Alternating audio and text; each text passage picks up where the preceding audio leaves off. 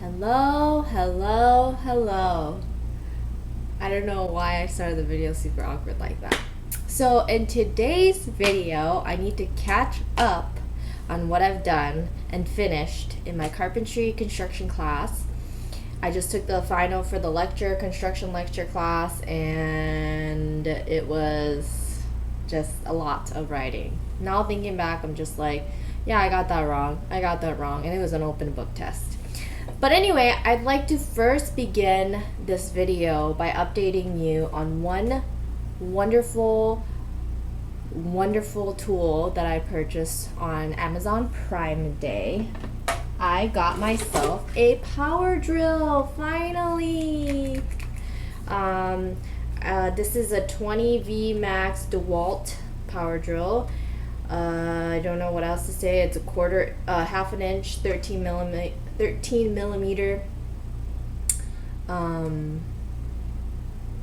cordless drill driver. And this one's actually not too heavy. It's actually kind of heavy, but it comes with 2 rechargeable batteries, and the charger looks like this. Just plug it into the wall, and then you just slide like so, and then you just click this to tighten, click this to loosen, and you just stick your drill bit in there. It didn't come with drill bits, so I still need to buy that. And I was gonna use it for a task that I was booked for, but it was like 8 screws or something like that. I forgot what brand this lady's computer desk was, but it was so simple to put together, it just didn't need it. And then the other thing, this like outside coffee table, she didn't have the screws for it because she had just moved in and she purchased a bunch of furniture. So I ended up using like screws for her TV console, media console, to put it all together, which worked out, but it was a lot of trial and error. So yeah, but I didn't have any time to like hook up the drill for anything. The set also came with this 1/4 inch and 3/8 inch drive accessory set. Honestly, I don't know how to use all this stuff. Like, I don't know how to apply this to the drill and use it. But it came with this, and I think it retailed for $165, but whatever the deal was, it was 100 and something. And then I also had $17 in Amazon gift card points from my health insurance, so I applied that, and then I ended up paying $91 in total. And then it came with a little bag, which I was using as a little tool bag for class, but I stopped carrying it. Another thing I'd like to update you, I paused my account for TaskRabbit because I am going to start working on Friday. My last final is going to be on Thursday evening for plumbing, and then Friday I already have a job booked for this plumbing company. So I don't know, my friend is like, sounds like a dirty job, and I'm like, maybe it is, but you know what, at least I have to try and see if I can even do it. Next up, I wanted to finish off everything that I've done in my carpentry construction class. So last video I ended up with the barn door not opening, which I'd like to say that we never got to fix the door.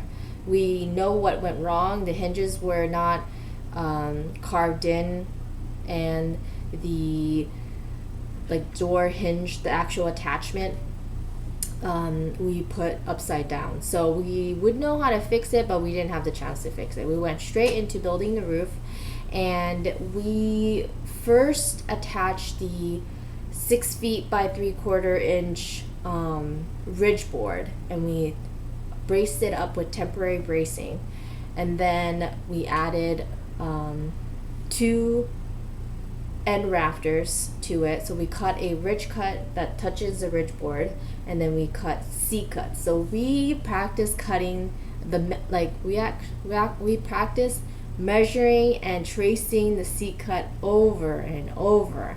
And it's kind of a very tedious process. And if you do it wrong, then you have to go back and cut it again, go back and cut it again. So yeah, it's very tedious. I feel, but so you cut seat cuts that touches the top plates, ridge cuts that touches the ridge board, and we cut like maybe 4 on each side, I believe, to make them 16 on center. And yeah, they attach to the ridge board and it becomes a gable roof. After that, we cut some of the rafters so that they would not have a tail, which means the rafters without a tail is called a mule. So we cut 2 rafters, 1 rafter on each side, so that they would become mules. So with a regular common rafter seat cut, you use the common ruler of the speed square, and then for a hip valley roof, you use the hip valley ruler of the speed square, which is like the higher one and the shorter one. So by using that, someone had already figured out that if you have a speed square like that, it would allow you to trace the measurements for a hip valley roof and a common rafter for a gable roof. So really, really cool. Did that. So we attached the hip rafters to the side, pointing towards the edge of the top plates.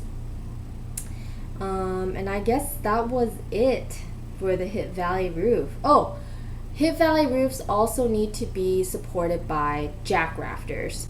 And jack rafters are basically shorter common rafters that support the hip valley or hip rafters. So the first whole day basically was really getting the tracing and the measuring for the stringer. And the stringer is basically the side panels of the stairs. Like if you're looking at, steps of stairs going up, the panels that hold the steps on each end are called stringers. And there's 2, obviously 1 on each side, and they have to be identical to one another. So when you draw that out, there's a golden rule that when you add up the tread and you add up the rise, they equal 18. So every single step has to be exactly the same measurement, because your body is engineered such that if you take one step, you almost don't even have to keep looking down. Your body will just identify that it's going to be the same length or same height every time. What you want to do when you draw out the tracing for the stringers onto this huge panel, you want to make sure that when you measure from the very end, like the very center and bottom of the stringer, to the very tip of the stringer, that when you calculate the formula and you know what length it's supposed to be, it is not more than an 1/8 off. At the bottom of the stringer, you're going to draw the kicker, and that is 3.5 by 1.5. And basically that spacing for a kicker, because you're going to cut that part out and put a block on there, that keeps the stringer from like sliding down. It's also going to be supported on the other side by the header. It's going to be hammered into the header backing, but you have to have both supports so that it doesn't just collapse and become nothing.